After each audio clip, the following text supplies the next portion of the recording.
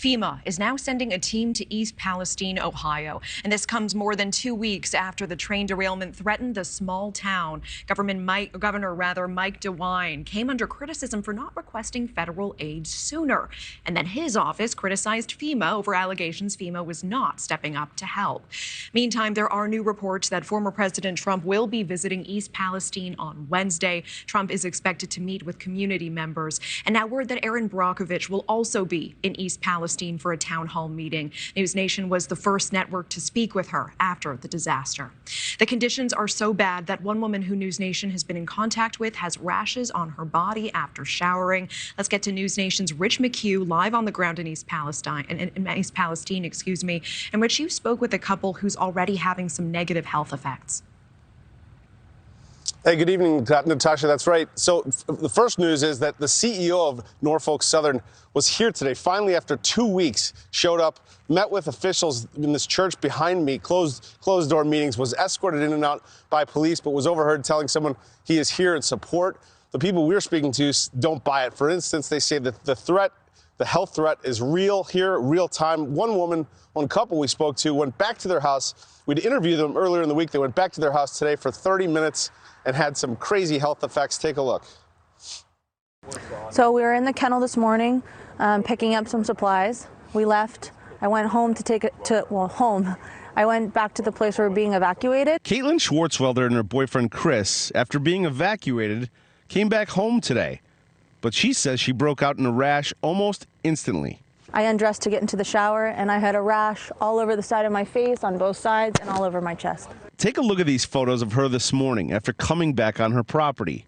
The rash all over her face, neck, and chest. My boyfriend Chris also had a rash down his left side, and I mean, to this moment, right now, I have just a really low-grade, constant headache. They live nearly a mile from the derailment and where Norfolk Southern released the toxins into the air 2 weeks ago. But their issues clearly persist.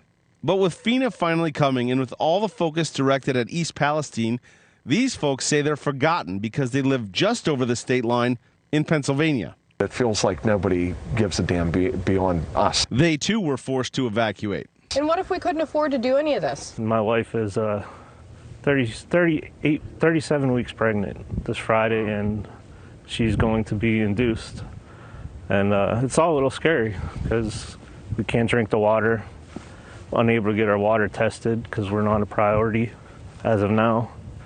So don't know what my newborn son is going to come home to. John and Julie Kent fear the future of their horse sanctuary could be in jeopardy. There was flames roughly a couple hundred feet into the sky. There was a black smoke cloud, and it was going over the horses. I would say that it was probably like no more than 10 feet above their head.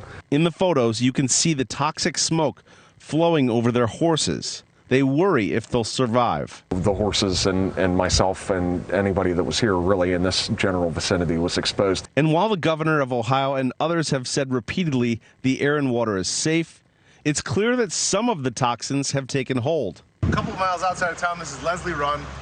I've heard this is happening. I didn't quite believe it, but watch this. So when you stick this stick in the water, all the chemicals come to the surface in like rainbows. It's quite alarming.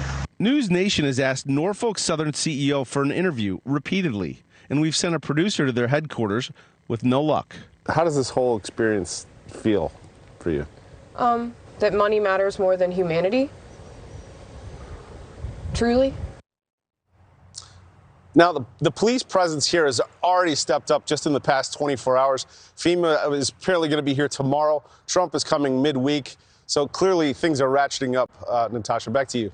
Thank you for watching. Go to newsnationnow.com to find NewsNation on your television provider. And don't forget to click the red subscribe button below to get more of NewsNation's fact-driven, unbiased coverage.